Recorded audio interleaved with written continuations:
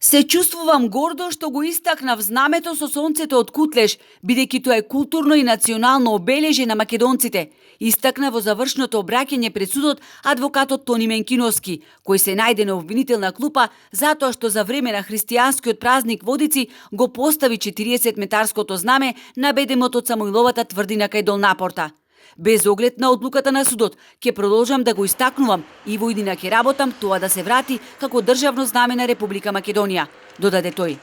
Оно што е многу важно и што сметам дека македонската јавност треба да го слушне, јас не се чувствувам завиновен, значи дека сум го истакнал македонското знаме, бидејќи тоа не е спротивно на ниту еден меѓународен договор, ниту на еден закон, и да е спротивно, јас повторно кажам на судијата, ќе го истакнам, бидејќи тоа знаме е знаме на културно и национално обележје на нас македонците. Но Менкиновски не е единствениот кој беше обвинет за истакнување на знамето со 16 кракото сонце.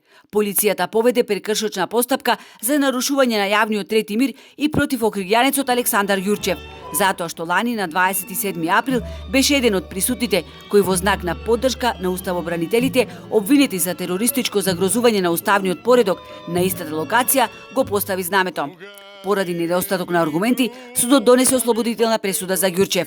Ова е прва ослободителна пресуда, бидејќи нема како да не осудат, вели Менкиновски. Јас како Тони Менкиновски и многу луѓе, значи исто како мене, кои веруваат во македонската кауза, која сметаат дека е жива, ќе се потрудат и додека се живи да го вратат ова македонско знаме, значи како државен символ на државата Македонија.